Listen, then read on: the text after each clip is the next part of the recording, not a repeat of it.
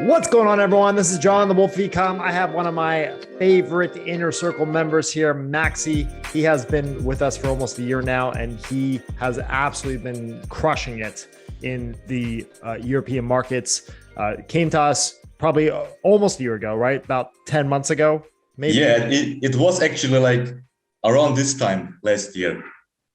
Celebrating our 1-year anniversary together. So. Yeah. So Maxi, why don't you introduce yourself, brother? Where are you from? How'd you get into e-commerce, and how did we first connect? Yeah, I'm Maxi. Like, I'm from Germany now, actually living in Croatia, and I got into e-com. I think like it was like almost 3 years ago. Actually, like almost before the start of COVID everywhere. So before that, I started like e-com. Of course, struggling as always on the beginning, and then usually get going to it. I actually had like always like in my first year, always like my 5 to 6K days in my first year of ecom, which was like a pretty big success for me because I was coming from a normal 9 to 5 job in Germany, which was paying me like 2K per month, nothing special. What did you do for work? I was a car mechanic. Really? Yeah, I was a That's car super mechanic cool, man. before. What But type of cars? Volkswagen.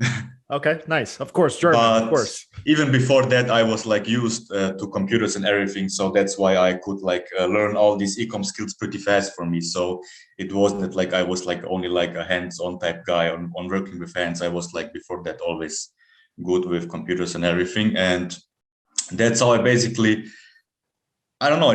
I just saw like one day a guy like on the internet making like a lot of money with ecom, and I was just like so determined to be successful in it because I know like if someone can make it, I can make it as well. It's just like the focus and the determination and just to keep focused.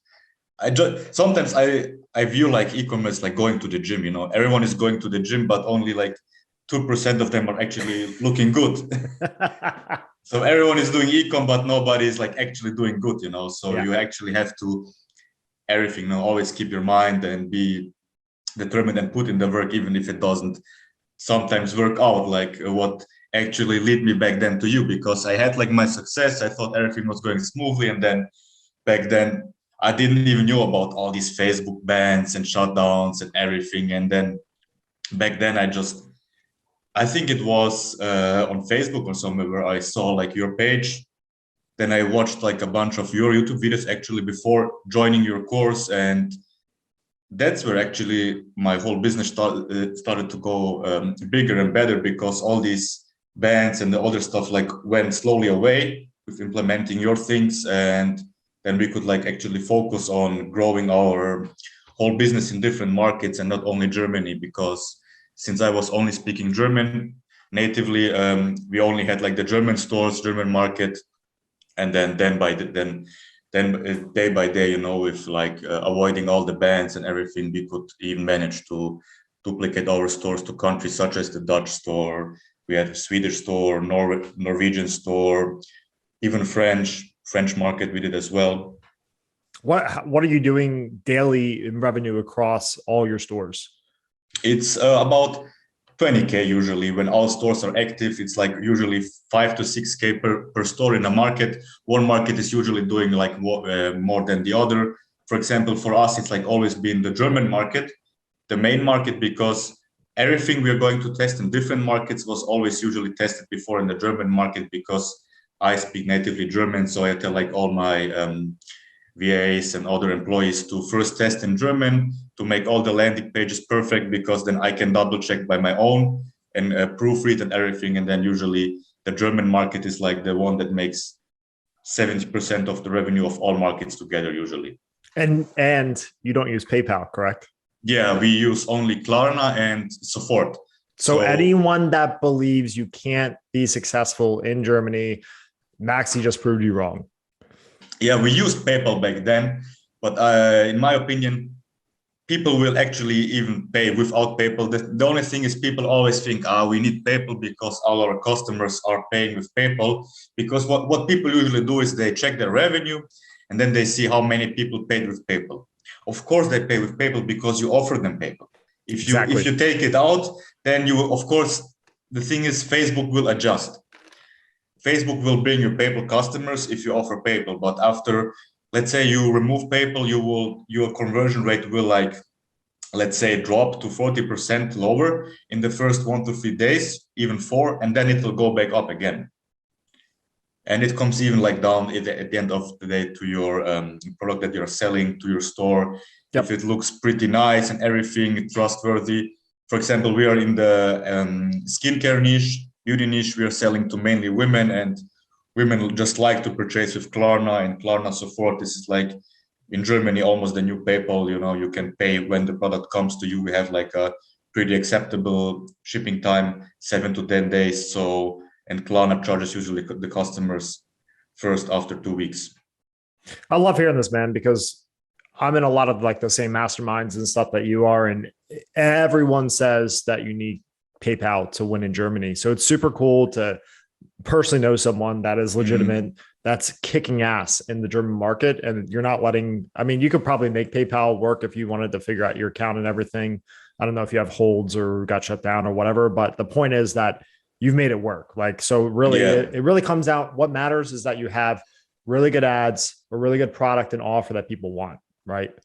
How I found about like that PayPal, that the German market works even without PayPal was back then when we had PayPal, I had like so many friends with holds. And what I did back then was always, we had like this, it was, I think, 60 or 75K reserve on PayPal. So this means every euro that would go above the 75K would be on hold.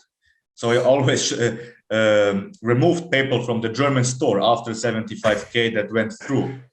And then like a month later, I would reconnect PayPal again, because this would only mean like for 1 month, and then it would go to 0. And then again, I can like transit up to 75K. And I always removed and back, remove and back until I realized, hey man, wait a minute, the conversion rate goes always back up. And since that, we just left PayPal alone and working without PayPal in Germany, especially in the other markets, Sweden, Dutch, nobody is like they're paying with PayPal.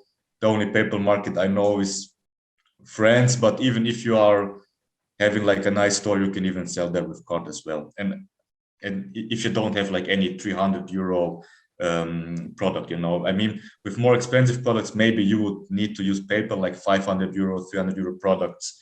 But I think everything that's under the 100 euro mark, you can like use without PayPal.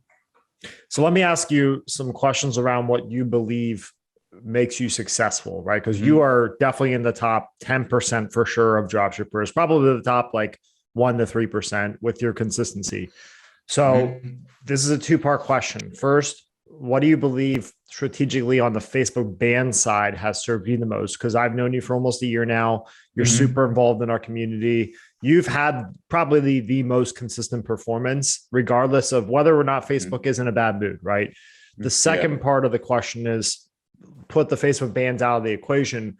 What do you believe has created your success with consistency on the performance itself of like product selection, your strategy around that and everything too?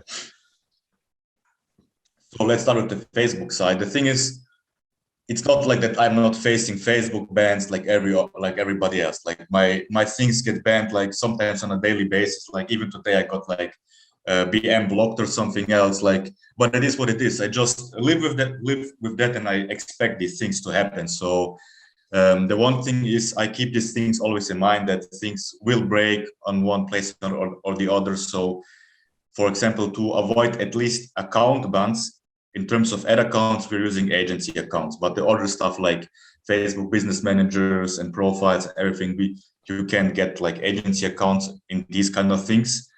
So always keep in mind that these things are going to break and will break, and always push, you know, you always have to keep in mind, okay, so if today this is going to break, I have to fix it today. So I don't like actually wait and get emotional about these stuff and then just think about, okay, my BM broke and it got banned and my all my revenue from this BM like won't be coming tomorrow. I'm just trying to get as soon as possible the things back running. And that's it, basically. I take the things that are going to be needed for the solution. So if the solution is to get a new business manager, I have to get it today. You know, I can't just wait now 3 days and say, okay, you know, my things are blocked. I'm very emotional, you know, like the motivation is like not going away from me only because some like a because Facebook is just a traffic source, you know, because a traffic source is gone. Like I won't like let my business die just because a traffic source is gone. I mean, like 90% or 80% of my traffic comes from Facebook.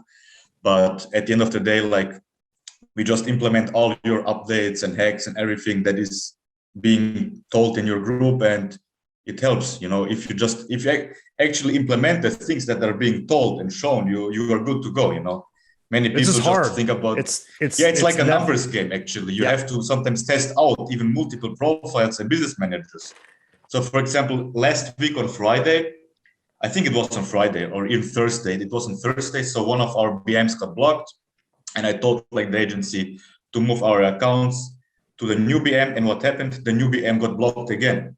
So I won't be now saying, "Oh no, again."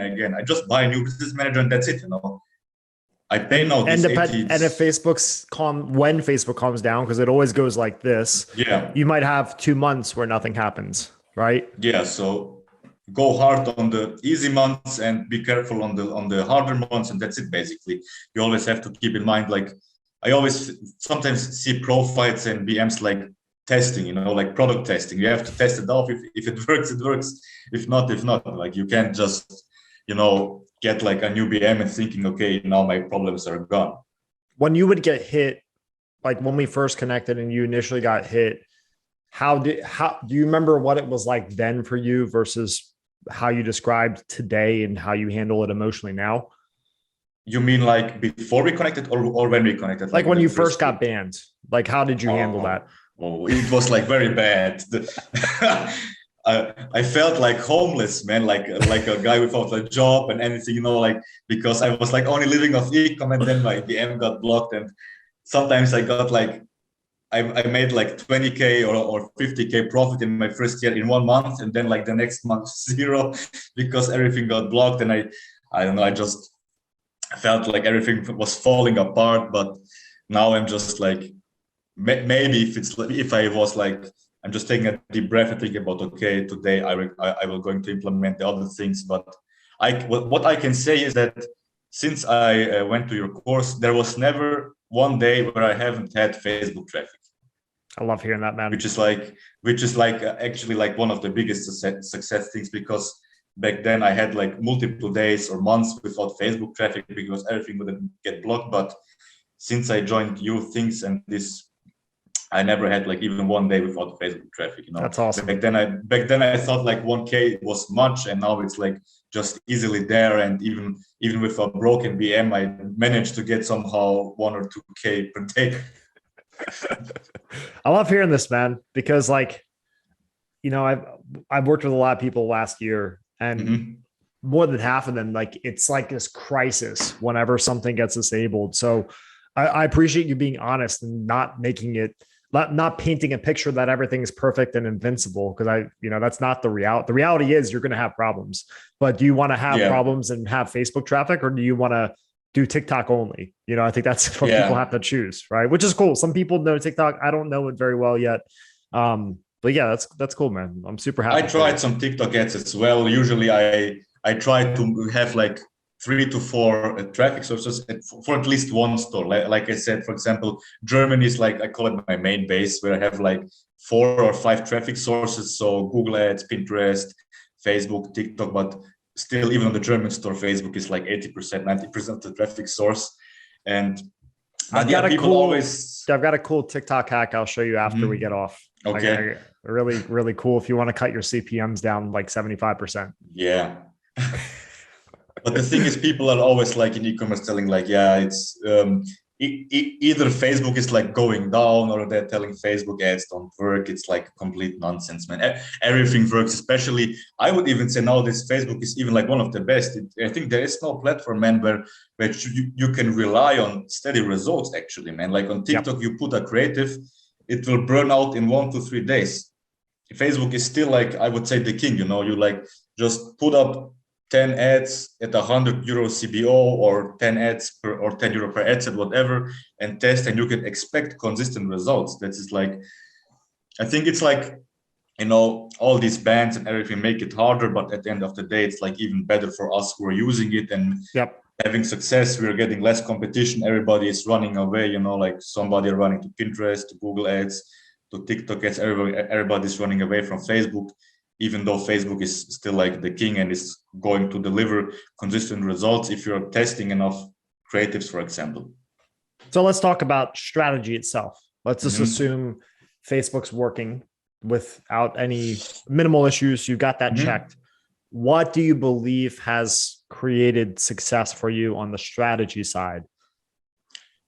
So when we first joined e-commerce back then, we were like using normal general stores and everything. But nowadays, our especially in the European market, because I remember like many like the years ago when we joined, there were like general stores everywhere in Germany. There were like mushrooms and everywhere. Everybody was like selling, I don't know, like garden trimmer with hair care products in the same store. It actually worked 3 years ago, but nowadays I think it would be a little bit different. You actually have to put like effort and write your own descriptions for the landing page and just don't rip content everywhere. Like people are ripping content left and right, getting blocked, DMCA, even Shopify stores are going just to be gone sometimes if you block like other people, rip like other people's content. So what I believe right now is working. What I know from my side is actually you can do like market research in terms of ad spy and everything, but I would rather do it for inspiration than ripping content, because people are always telling I'm doing market research with ad spy. What they're doing actually is just ripping content, but they call it market research. They misconfuse like ripping content and market research, but actually you can use, of course, like Dropshipping, ad spy, all these spy tools. You can use them, get inspiration, and then build your own store on top of that. Like what you're thinking is like working, what you're seeing on the spy tools. So for example, if you see like something is working, of course you can take the product, but I won't rip like all the ads. I will test it out on a actually branded store. For example, we're not using general stores anymore. What we are using are like, for example, we had back then like female general stores, which were only selling women products. And now we did only female health skincare products. So we have like a store with only 3 to 4 products that is making us per day like somewhere between 5 to 15K per day, depending on the market. Like I said, Germany is like some like for us the biggest market, so it's sometimes even like in the 12 to 15K niche. What's your strategy for initially testing a product? I mean, I know you're pretty committed to the same core products that work at this point, right? Yeah. But let's say for someone listening that has checked off the Facebook issues, they have e-commerce experience, they want to get some momentum going in the German market or whatever market. How would you initially test? What are you looking for? And then how do you improve? Well, how I would initially test, first of all, I would actually make sure that the store is looking good, because it doesn't make sense to test with a bad looking store. So make sure the store is looking nice and clean, not too many apps, like all these things like, for example, these cart timers and the stuff is like, it doesn't make sense anymore. Just a clean store, some badges here and there, like for example, trust badges of your payment providers, and that's it. Make sure you have like a good guarantee, so people are actually willing to buy, because sometimes people just put like these generic guarantees on their store, like 30-day money back, but actually you have to write down your own guarantee for your age groups and customers, so not everybody likes the same.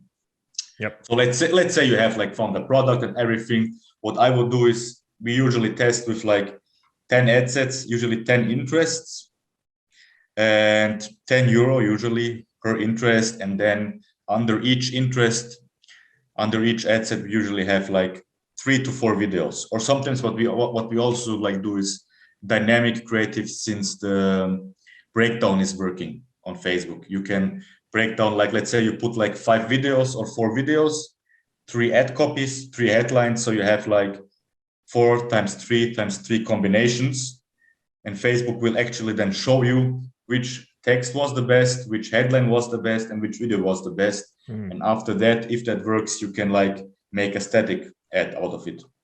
And then usually when we test products, we test usually 1 to 3 days. And on top of, and after that, like what the ROAS is telling us and the CTR and the click-through rate, we are either killing the product or improving on top of that. What do you consider winning KPIs? And everyone listening, keep in mind, this is going to be based off of numbers in the German market, right? So it's a little bit different than the US, but still, what would you consider KPIs that you look for? Yeah, usually, let's say when it comes to click-through rate, to be an ad actually working good, I would say minimum in Germany is like 3%. And that's engagement rate. Or link click? Engagement. Got it. 3%. And cost per click on the, on the product, on the links is like usually between, for us, when it's a good product, between 30 and sometimes even 60 or 70 cents, because we're in the beauty niche. So there's the competition higher usually. Yeah. At CPMs, we can't do much because it's just how the market currently is, the CPMs, but these are the things usually. And for ROAS, it's like, depending on the product, for example, we are having products that has like a break-even ROAS of 1.2, for example, and with a 2x ROAS, we are like almost 30% profit margin with that. And usually with other products, we are selling like we have like a 2.5 break ROAS. We are killing up. When it's always funny when you see like gurus hyping up ROAS, because you could like do a 2x markup on your products, and it'll make your ads manager look really good because everything will be like 2 to 3 ROAS, but you might actually not be making any money. Yeah. So, ROAS is so stupid. Like it's what matters, but it's relative, and people don't think about that. What is your typical cost of goods with shipping for a single unit? What do you typically mark up to? Like what range, like 2x, 3x, 4x? And what's your target AOV in today's conditions on Facebook? Yeah, it's funny actually that we are talking about this, because we are actually right now even split testing and testing multiple offers for currently working products. So usually we always have like products that cost us about $9 USD, and we usually sell minimum 3x. So I never go below 3x. So you always make sure it's like somewhere about 20 euro profit for one package. But since we are now split testing, we got up our AOV in a couple of days, because back then we had like the AOV of 30 euro, but we got it up to 44 euro in 3 weeks. That's pretty impressive, I would say, in 3 weeks, because we were actually so focused on split testing offers and landing pages of the same product and implementing upsells that we got like this kind of big, huge jump in 3 weeks. We did like multiple campaigns. We duplicated product pages, increased the price, did bundles, did packages, did so many offers that we like at the end of the day came out to our special, like the best offer, which gave us the increased AOV of 14 euro in 3 weeks, which is like 14 euro. So you're at 45. Yeah. Wow. It's almost like not doubled, but significantly increase your yeah, we were actually so busy with splitting and split testing things in the German market that we are like even had to pause like one store, because we were like, so there was like so much work doing, so that we have the best possible lander for one market, and then we can just duplicate it for the other markets. How do you source your creatives, and what do you believe? Let's start with that. So how do you source your creatives for right now? And what's your plans in the future? Right now are getting done like usually we test like multiple Fiverr guys. We have like on Fiverr 2-3 people. Then usually we do like sometimes the normal agencies, which are like popular, like the bands of ads and everything. So we make sure right now, since we are testing all these offers, that we actually like even now test per week about 10 to 20 creatives for our product. So usually, since we got now this product working, there's like a lot of data on the product. We even managed to test successfully creatives with only broad ad sets. So for example, what we usually do for now for creative testing is like 100 or even 200 euro CBOs, 5 broad ad sets, only women. And then under that, we put like 3 to 4 new static creatives, only videos and testing. Per ad set, or just one per ad set? No, 3 to 4 videos per ad set. Same, and you duplicate the ad set, or it's different. Like if you, let's say you have the 20 unique creatives, you do 3 or 4 per ad set, right? Yeah. So let's say we have like 20 new creatives gotten today by our creative supplier, then we would usually create 4 to 5 CBOs at €100 budget. In each CBO would be Okay. Each CBO has like 4 or 5 creatives per CBO, but multiple ad sets per. Yeah, 5 CBOs per ad set. Sorry, 5 broad ad sets per CBO, and under each broad ad set is like 3 to 4, maximum 4 creatives. Interesting. Videos. So you split test across campaigns. Yeah. I've never tried that. I'll test that. I always do within the same campaign usually, and I typically do 1 creative per ad set to give each ad set 100% of the daily spend on ABOs. But I'll test it if it's working for you. Hell yeah. It's working right now for us that we managed to get like up to 5 or even 6x ROAS on the first testing day with broad. Yeah, it's. So your creative campaigns testing that way are profitable too. Yes. That's freaking awesome, man.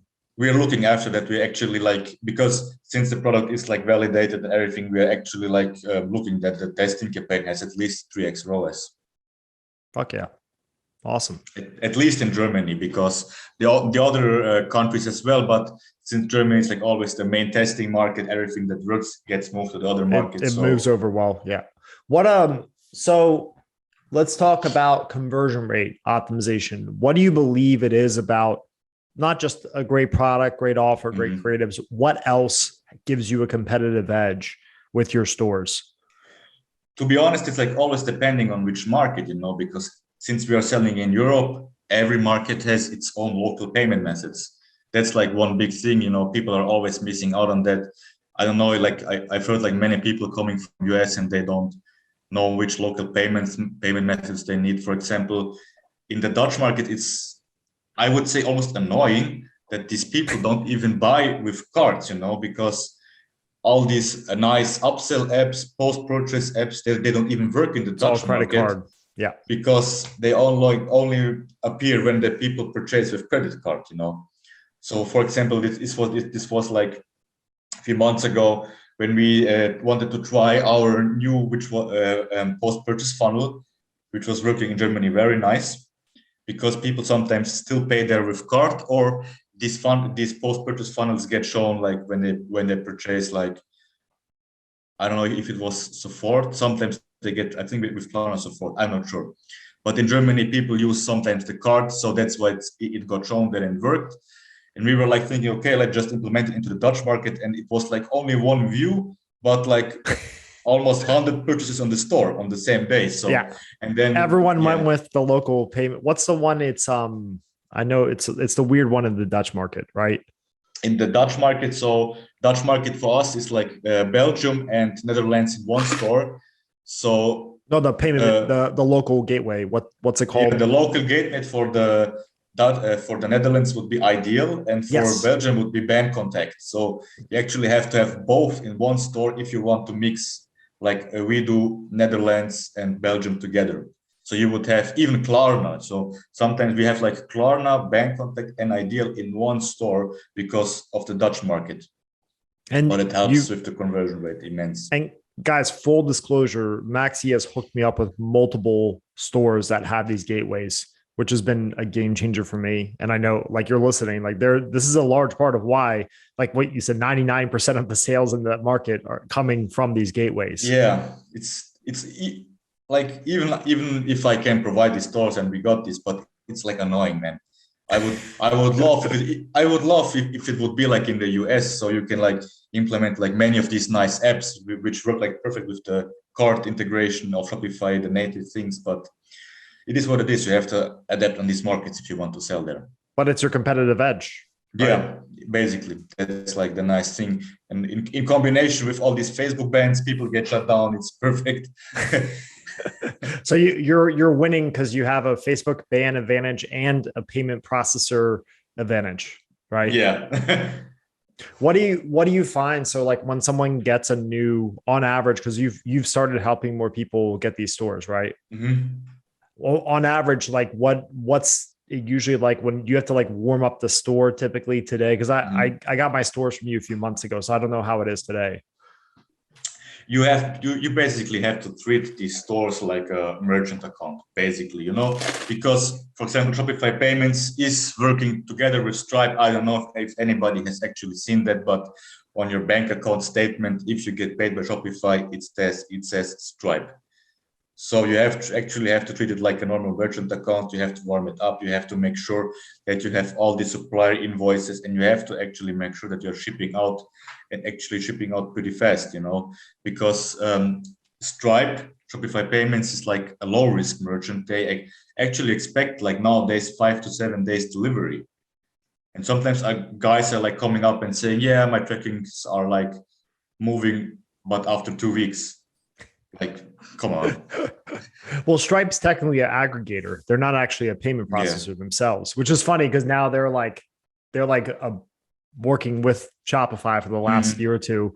But I mean, whatever deal they worked out, obviously they saw the volume that Shopify could bring, Yeah, but they work like together, and they have like the same verification process, because we are using Stripe for our funnels. So we had to get a Stripe account, and we were like seeing the same verification things like business documents, and especially they're like very strict with, like I said, supplier invoices and trackings. They want to see that you got like at least stock. So what's like very common pictures of the stock with your brand and your company logo and the date. They just basically want to see that you're providing people value, shipping out products like a normal business should do. Basically, they're not like asking like any crazy stuff. Do you believe that it's possible to scale like you do in the European markets without Klarna or these other merchant accounts? I don't know how hard. I don't know. I would say hard, especially like in the Dutch markets, where like or in Germany, where people are like used to all these local payment methods like Klarna and everything. Especially for us, which is like women love Klarna in Germany.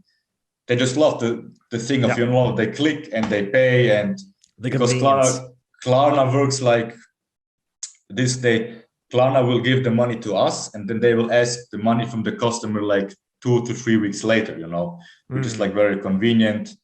For many people in Germany, it's like sometimes like a little bit hard, I would say, because they just buy and buy and buy, then they have like, and then they owe like Klarna a couple like 2-3 grand or something. Euros. Yeah, it's like funny, but it is what it is, If they want to buy, people are, man. Yeah, we're not the consumers. Yeah, if they want to buy it, I will offer the method, and that's it. Yeah. What so if someone wants access to one of these stores, so I know a lot of friends, people in our group that would probably want this. How I guess we'll link back underneath this video on YouTube to your Instagram or wherever you want to be contacted. But can they reach out to you and you give them all the details? On my Discord, for example. Cool. Or IG. Awesome. Yeah, we'll link back, man. What do you see? Like, what are your goals in the next few months with e-commerce, and what's a piece of advice you give to someone that's in e-commerce today trying to create the success you've created? So one of our goals right now, which is like actually in the currently being built, is to have like a full funnel, which is like being used for multiple markets with all EU local payment methods from each country. So, and that the funnel will be automatically translated to the native language, like from the IP or the GEO where the customer is from, and the payment methods will like get to the local payment method. Oh, that'd be so cool. That we're just that's like one of our goals to have, and this funnel should bring us then I think at least 30 to 50K per day with all the upsells and one-time offers. So of course we are building now the funnel in German language only to test it out fully and put on as many complementary products as we can. Since we are in the skincare, we are like complementing like devices with liquids and creams and everything. So that's basically what we are working on right now. So first the funnel, and then duplicate it to the other markets, and then combine everything together to have like one full funnel, and then just diversify it on all platforms, from Facebook up to TikTok, everywhere. That's what advice do you have for someone? My advice is actually, that people not to get like emotional when like like people always, for example, like talk about ad depression where something dies. Today was like 5K, tomorrow nothing, or your accounts get blocked. Actually, just to keep pushing, and they have to see like e-commerce actually like as a business and not like a side hustle starting. Yeah, those days And are of done. course, actually to invest in a good mentorship, especially where someone will teach you Facebook stuff like yours, because Facebook is still the king. Like I said, if you want to do TikTok ads, you can do it, but you would have to have like your own videos, and it would take you a lot longer to test and scale something, because you would have to order the product into your home, which would like you would lose like 10 or 20 days for the shipping of the product. You would have to do your own videos. You would have to invest in the creatives, which you don't have in Facebook. Yep. You can, of course, for example, in Facebook ads, you can like rip off some content, let's say from AdSpy, but like only for 3 to 5 days, because after that you have like the proven product, the proven concept, your store works, let's say the ripped ads work, but after that you just get and buy your own content, which is like easily, you can just go to all these bands of ads and they will make like in 3 to 4 days your own content. So this means in all these times you would just got TikTok ads and everything, you would have like even your own content on Facebook and slowly start scaling even. So, but still there will be like inconsistencies in beginning. So my advice is just to keep going no matter what happens, and just always focus. You always have to keep in focus and keep in mind what I had like on my back days, to not get lost in all these things and nice whatever you can like implement, and just always to keep in mind that you have like, for example, for a beginner, the most important thing is to launch ads. So I would always, what I'm telling everyone is, no matter what happened, just make sure you launch ads every day. If you like keep in mind that you have to launch your ads every day, it will work. Love it, man. Appreciate you, dude. We'll link back in the description of this video, but so that'll be your Instagram or wherever you want to be contacted. And people can reach out to you for if they need access to these Shopify stores that have local payment gateways, or if they just have questions, right? Because he's legit. Like, I know the numbers that he puts up are legit. There's a lot of fake gurus in the space. He's not a guru, but he's a legitimate dude that just does well with dropshipping. So and he's a really good dude too. So thanks for joining us today, man. Appreciate you, and we'll have you back on again once you're hitting those 50K days. Yeah, then we can talk about the funnel. Then I can have like some experience with the funnels, because I think basically that everything that, if you look up to the US, everything that is like in the US right now will come to the European states or countries like 1 or 2 years later. I remember when in US were all like these general stores, then it came to Europe. Now it's in the US branded, now it's here, and then in the US are funnels, now funnels are here. So basically, if you always look after the US, you know how you are going to be doing well in Europe. Yep. Awesome, brother. Have a good one, and thanks for joining us again. Yeah. All right, man. Thanks. Dude, that was awesome.